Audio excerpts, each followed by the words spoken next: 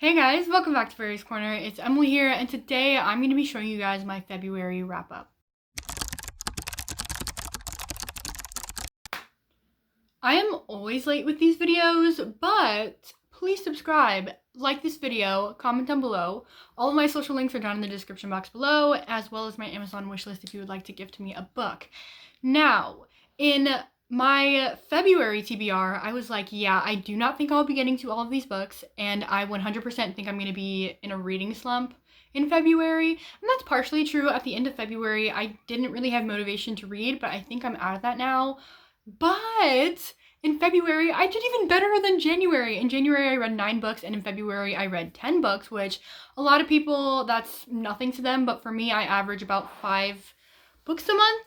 So I was proud of the 10 books that I read this month, and I'm so excited to share them with you. So let's get on into the video. So the first book I'm going to be talking about is a Wattpad book. Yo, just don't even. I know that is embarrassing, and I don't care. And the title of the book is even funnier. It's Two Gangs and a Golden Girl, or The Golden Girl and I don't remember. But it is about a girl and her parents died in a robbery, so she goes to live with her cousin. And in that town, in her cousin's town, there are 4 gangs: the North, South, East, and West. And the East and West are like all for her. They're like, oh, she's not like other girls, so like whoever gets the girl can get the other one's territory. And so I'm not gonna lie, at the beginning I was digging it. I was like, wow, the writing is really good for a Wattpad book. Like, I'm enjoying it, and all the twists were expected, but they were good twists. And then the end came and I absolutely hated it. I don't even know. I do know. I'm gonna be saying some spoilers, so if you do not want to hear a Wattpad book spoiler, I don't think you care, but just go to when I'm holding up a book. She didn't even end up with any of the guys in the end. I was like, what is the point of that? Like, she just didn't even end up with anybody. And then she gets shot, put into a coma. And then after the coma, she's like, yeah, I'm not the same girl, and I hate everybody, and I don't like any of you boys. And I'm like, what was the point of that? What was the point of that? Then the whole time, there was an anonymous guy texting her and the boys, and then it was basically telling them how to, like, kill the North. But then at the end, it's revealed that he was the leader of the North gang, and like the bad guys are really the South. And I was like, if he was like the anonymous guy, why didn't you just tell him from the beginning it was the South instead of like trying to attack yourself? It didn't make sense. And like, I understand that there are books where like at the end it like switches everything on its head, and it's so cool. That happened with We Were Liars. Didn't even like We Were Liars, but whatever. It just didn't work for a Wattpad book. And so I gave that 2 stars, and I don't think I need to be spending any more time talking about it. I do not like it. So let's get on to the physical books that I read. When I started out this month, I 1000% thought I was going to be in a reading slump, so I went with a reread, which is Unravel Me by Todd and Mafi. Y'all know, or if you don't know, hi, I'm Emily. I love this series. I love the Shatter Me series so much. This, again, if you don't know, is the second book in the Shatter Me series, and I love this series so much. If you don't know what it's about a girl named Juliet, and she has a lethal touch, so whenever she touches you, she can suck out all of your energy for herself, and then you die. She doesn't want to harm people, but one day she harms a little boy, and she gets put into an insane asylum, and in those years that she was in there, the world is changing. There's a reestablishment that is trying to take over the world, and so one day this guy named Adam comes in as kind of like her roommate or her cellmate, and then breaks her out, but he's a part of the reestablishment, and they want her.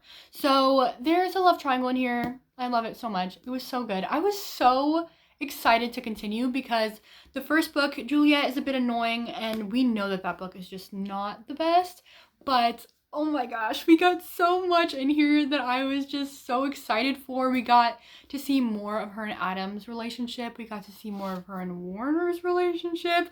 We got to see more of Kenji and hers. That was not proper grammar, but her and Kenji's best friend relationship. It's just so freaking cute.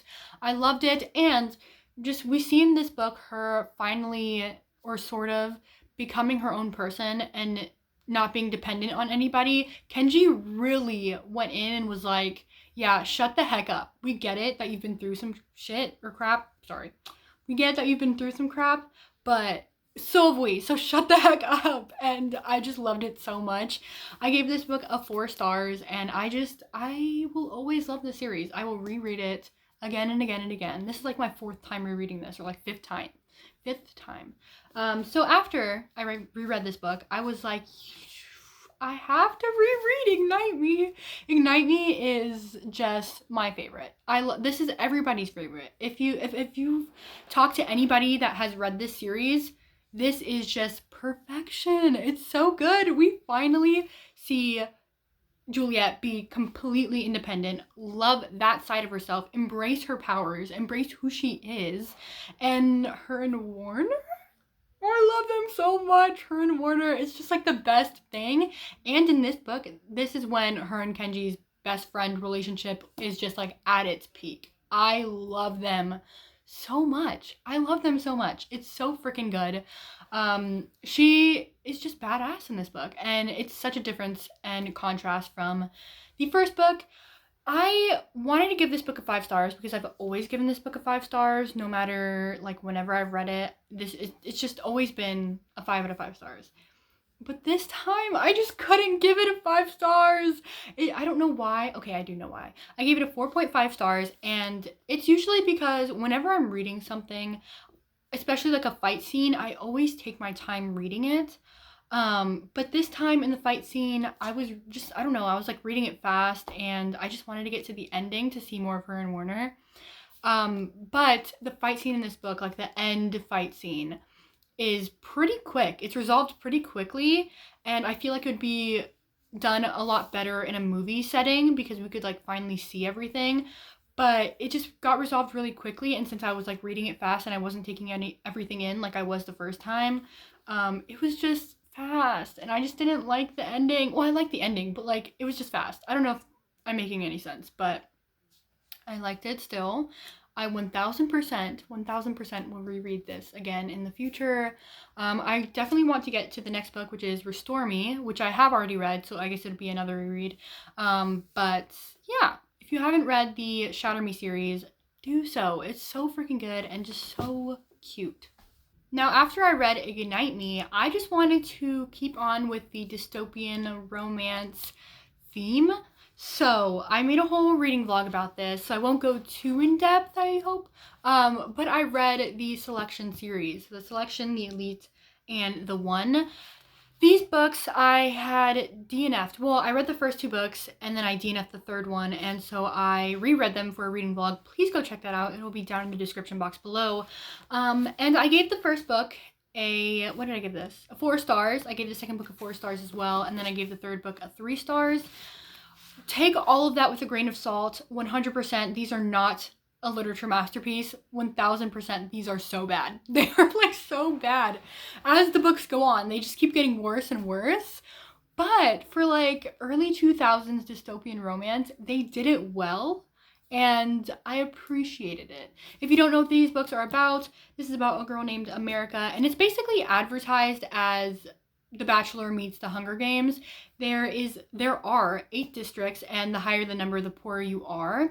And so at this time, Prince Maxon and the royal family is kind of hosting like a bachelor type thing called the Selection, where they kind of like a raffle off 35 girls from all districts to be selected to kind of date the prince all at the same time. Again, just like The Bachelor. And at the end, there will be like, I guess, the prince.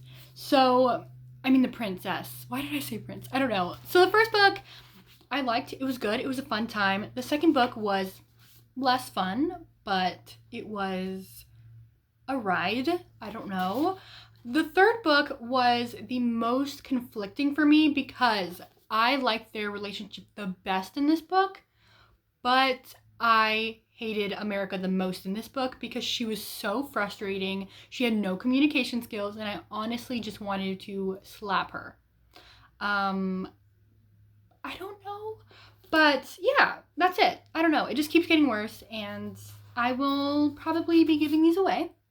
Probably on my Depop. I'll leave that down below. Go check out my Depop for books if y'all want to see.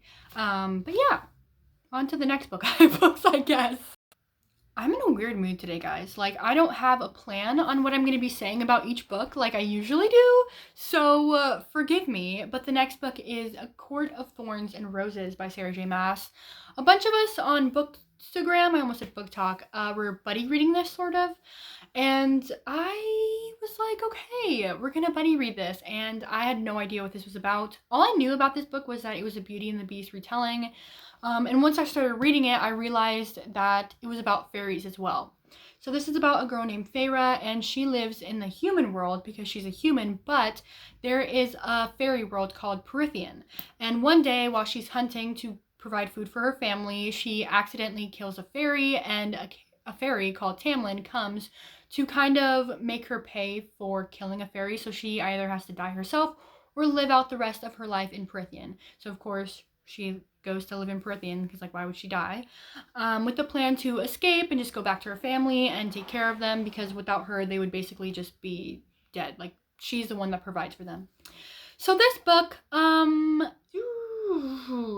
don't know how I felt about this book. Okay, I do, but I didn't like the first half. Like, I think everybody in the group chat agreed that the first 200 pages, which is literally like half the book, was just not it. Like, I just couldn't get into it. I felt like the characters had no motivation. Once she got into Prythian, she was like, okay, what are you gonna do for me? I mean, what am I gonna do for you? Am I gonna be your slave? Like, what are you gonna do with me? I think that's what I was trying to say. And he was like, yeah, nothing. You can just do whatever the heck you want. I do not care. And I was like, okay, then what is your motivation? Like, what? I didn't get it. Then after the 200-page mark, the romance started developing. I started liking it. And then she was set up with 3 challenges at the end, which I thought were pretty cool and I liked. We got introduced to Rysand, which everybody says I will fall in love with in the next book. So overall, I gave it a 4 stars. It was good. I really liked the ending. I liked the action. Sarah J. Maas definitely does write action well as romance. I'm not completely hooked on Tamlin yet, but I do really, really like him. So I hope I don't hate him in the future, like in the next couple of books.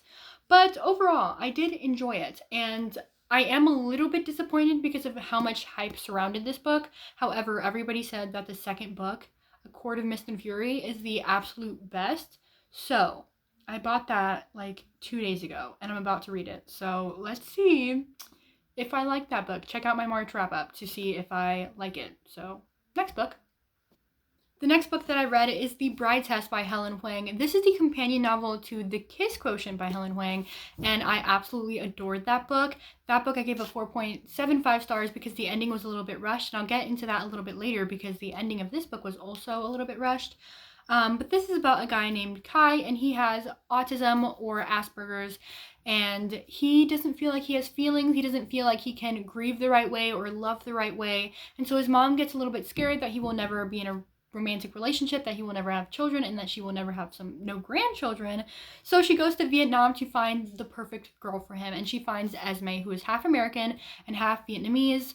If y'all know any Asian representation novels, please leave them down in the description box. What the heck? In the comments. What the heck am I saying? In the comments below, because I love Asian culture. I love reading about it, but I just don't feel like there is enough books on their culture. So please leave that down in the comments below. But she goes to America to basically seduce him because she's hoping to get a visa through marrying him. But in the end, she starts to fall in love herself. This book was so good on so many different levels. There were so many levels to this novel. Let's talk about Kai first. Kai, autism representation, so freaking cool. I loved learning about him and how, like, you couldn't touch him a certain way. You couldn't, like, have any light touches. You can only have firm grasps, especially like when he's getting his hair cut. It was so cool to learn about and see. And then I loved so freaking much seeing his journey towards love. At the beginning of the book, we see that his best friend died and he just didn't feel like he could grieve as everybody else grieved. So he just felt like he, point blank period, couldn't grieve anyways, even though like he grieved in his own way, if that makes sense. So since he thought that he couldn't grieve, he also thought he couldn't love. So seeing his journey towards loving Esme was the cutest thing. I swear I loved the relationship so much. It was so, there was no miscommunication, and I love that a lot. Going towards Esme's story, her story on obtaining a visa and working hard as a student, passing her GED exam, and there's a garage going off. The garage has been now closed. Her working towards her student visa, but then having to only get scholarships because you can't work on a student visa. All of that was so interesting. My grandparents moved from Puerto Rico to the States, which is a U.S. territory. However, my dad, Alfredo, he moved from Cuba here as an immigrant, and he had to get a visa, and he's now an American immigrant. That does not make any freaking sense. An American citizen. But I never saw that because he did that when he was around 10 years old. So I never really saw that process. So to see it with her, it was so cool to learn about, and to see like how hard it truly is for immigrants in America. It's just so crazy. With her story as well, there were two side plots of her having a dad in America, and then her having a child that she doesn't tell Kai about. Now, the whole dad thing I thought was really cool, but I wish it was fleshed out more. And then I wish her having a child was not even in this book. Like, it made no sense. It did not contribute to the plot at all. It just was not helpful. I hated that she had a child. So I wish she took that out and maybe given more of her time to finding the dad and all that stuff, because it just kind of, the dad situation kind of ended kind of plainly, I guess. I don't know. And then at the end, it did resolve very quickly. I feel like Helen Huang does that a lot in all of her novels. It just gets resolved super duper quickly, and I just wish there were a couple more chapters to just take everything in. But overall, I loved it. I gave it 4 stars. It was really good, and I'm so freaking excited for the 3rd companion novel, which is about Quan, my favorite freaking cousin. I love him so freaking much. I absolutely adore him. So yeah, on to the next book. The next book I read was Hamlet by Shakespeare, William Shakespeare. Okay, if y'all don't know what Hamlet is, it's about a guy named Hamlet, and his father, who was the king, Hamlet, died, got murdered by his uncle, Claudius, who is now the new king, and is also married to his mom. So it's kind of like his uncle and his dad now. And so once he finds out that he murdered his father, he's like, oh no, and he goes to get revenge. However, he like struggles with the morality of it, and so the longer he goes or waits to kill Claudius, the more the line of insanity versus sanity blurs. And I did not like this book. I mean, it's cool. I like Shakespeare, but to a certain extent. Like, I feel like his plays are overdone. And for all y'all Shakespeare fans, I'm so sorry. But just there's so many plot holes in every one of his plays. It's actually insane. Just in this book at the beginning, he was like in his teens, and then later on it said that he was in his 30s, and I was like, what are you talking about? There were things in the beginning like this guy named Polonius and his son Laertes, and he was like, oh, I'm gonna go send this person to go check on Laertes to ruin his reputation, but then it was never brought up again, and I was like, what was the point of that? I didn't get it. His and Ophelia's love, didn't see that at all. It was kind of stupid. I just don't think his plays are worth it. Like, I just don't think, like, his sonnets, Shakespeare's sonnets are so good. His sonnets are like everything. But his plays are just not it. The amount of times I've read Romeo and Juliet, it's just too much. I hate it to this point. So read Shakespearean sonnets. Don't read Shakespearean plays. I gave this the 2 stars. And if you liked it, I'm sorry. So yeah, let me go on to the last book. Now, the last book I read, guys, it was so freaking good. It was Transcendent Kingdom by Yagi Yasi. This freaking book, guys. This book was so freaking good. Ow, that hurts. This book is about a girl named Gifty, and her brother died of a heroin overdose, and her mom gets depressed. She had been depressed once before after her brother died, but now she's depressed again, and she's trying to help her with her degree, which is neuroscience. However, the first time that her mother got depressed, she tried to help using her faith. So right now she's trying to balance faith with science. I freaking loved this book so much. It was so good. Just learning about her culture, because she is African American. Her family was from Ghana. Seeing her family dynamic and how her culture was represented was so cool. I love learning about her culture and then also seeing her racist experiences. Everybody's experience is different. It was so different. And I loved learning about how she handled it and how she felt during those experiences. It was very, very important for me to read, and I feel like it's important for everybody to read. But aside from that, I really, really like the Christianity perspective. I buddy read this with my uncle and my aunt, and we are all what you would call a progressive Christian. I love hearing people's doubts about Christianity. I love it so much because we're human. It's not a sin to doubt, because it's in our nature to doubt. Without doubting, we wouldn't even have learned so much about God than what we do now. There were so many things that she said in here that I absolutely adored. One, she spoke about how like the Bible never changes, but how we interpret it and how we read the Bible changes every single day because we grow and change. She gave the example of her pastor and how he would preach about an angry God and how sex before marriage is a complete sin. And then when his daughter at 17 got pregnant, his sermons changed from an angry God to a forgiving God. And the amount of times that happens in church is actually insane. That happens so much. She also speaks about how people in the church will raise up people that look like they're godly inside the church, but outside of the church, they are completely evil, when she herself was trying to fully commit herself to the faith and be kind, and they would just look down upon her. I felt that to no end. I've been to a couple of different churches, and one church in particular, I would want to be a part of the praise team, but because I didn't like hold my hand up in worship, they said I wasn't holy enough or that I just didn't fit right in with the people. I don't know. But then they would put these people that seemed so perfect inside, but on the outside they were selling drugs. On the outside they would ask me to become their F buddy, and like they were doing that to so many different people. And it is frustrating because the church is built off of imperfect people to try to show a perfect God, but most of the time they are just so judgmental, and it's actually insane. It hurts and breaks my heart to see how many people are strayed away from the church or have strayed away from the church because of these stupid freaking judgmental people inside the church. I kind of see church as a therapist. Like, if you don't have the right one, it's just going to put you off of therapy. But once you find the right one, it can truly, truly help you when you're in a really hard state, I guess.